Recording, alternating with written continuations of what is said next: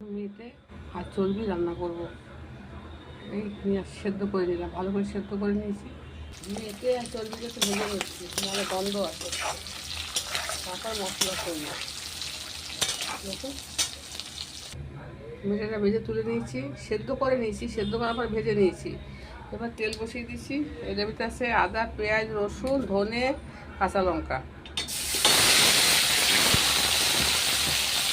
মশলা কষা হয়ে গেছে, মেয়েগুলো দিয়ে দিয়েছি। দেখুন রাতে কষা হোক, মশলাটা ভেজে নিয়েছি, আরও ভালো লাগবে না খেতে, গন্ধ। একটু চা পাতা জল দেবো।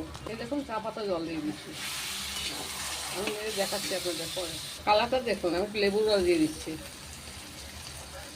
হচ্ছে বুঝেছেন কত সুন্দরভাবে। এই দেখুন মেয়েটাই আর চর্বি মিলিয়ে রান্না করেছি, ঢেলে দেখাচ্ছি। এখন ঢেলে দেবো, হয়ে এসছে। দেখেন কীরকম একটু দেখতে।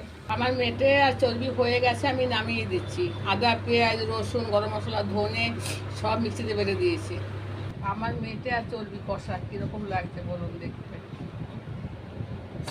কালারটা গোলবাড়ি এসছে তো।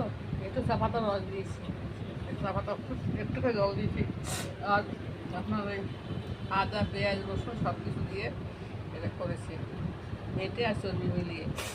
দেখা বেশি তেল দিয়ে নেই, এর থেকে বেশি তেল দিলে খাওয়া উচিত না, না এমনিতে। ভালো লাগলে লাইক শেয়ার করে দেবেন।